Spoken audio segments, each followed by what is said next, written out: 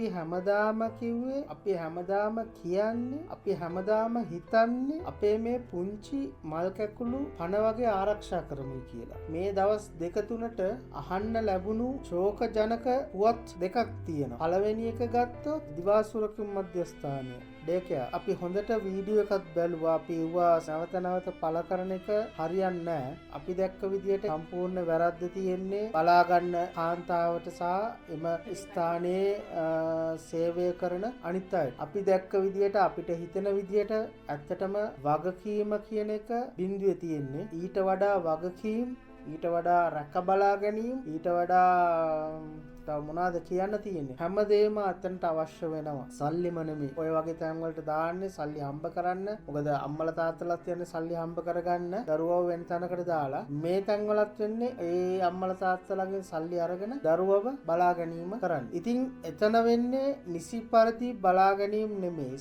මේම අපි කියන්නේ අපිට හිතෙන විදියට සමහර ආයතන ගැන විතරයි. හැම ආයතනයකම නෙමෙයි. ගොඩක් ආයතන ගැන මීට වඩා සොයා බලන්න. මේ වගේ වැරදි තමයි අපිට නවත්ත ගන්න ඕන.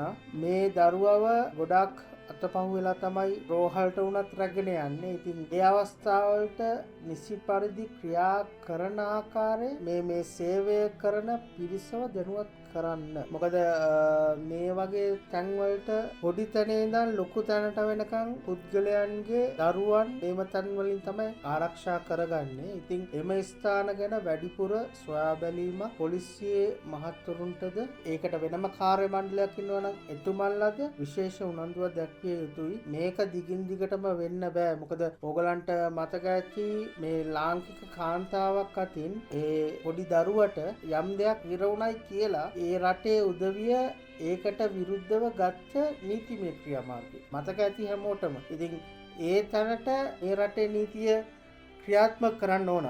මොකද අතපසුවීමෙන් ජීවිතයක් නැති වෙනවා කියන්නේ ඒක ලොකුම වරද. අපි දැක්ක නුවර සිද්ධිය. ජීවිතයක් නැති වුණාම ඒකට නිදහසට කරුණු කියනවා විතරයි. මේ රටේ මිනිස්සුන්ගේ වගකීමක් නැති ඒකට වෙනම දඬුවමක් ක්‍රියාත්මක කරන්න ඕන. ඒ දේවල් වලට පැත්තක ඉන්න මිනිස්සු පලි නෑ. මේ රටේ වෙනසක් විය යුතුයි. වෙනසක් වෙන්න නම් මේවා සුළුපටුවට හිතලා මේවා අතපසුවීමක් මේකට ලොකු දඬුවමක් දෙන්න ඕනේ නෑ කියලා මේක මග හැරියොත් ඉදිරියට ඔය දේවල්ම වෙනවම. මොකද ඒකේ නැවතීමක් නෑ. ඒක නොවෙන්න නම් මෙවට අපි හැමදාම කියන්නේ වැරදි අවස්ථාවලදී නිසි දඬුවම නිසි ආකාරයකට ක්‍රියාත්මක කළ යුතුයි කියන එක තමයි අපිට හිතෙන විදිහට අපි කියන්නේ.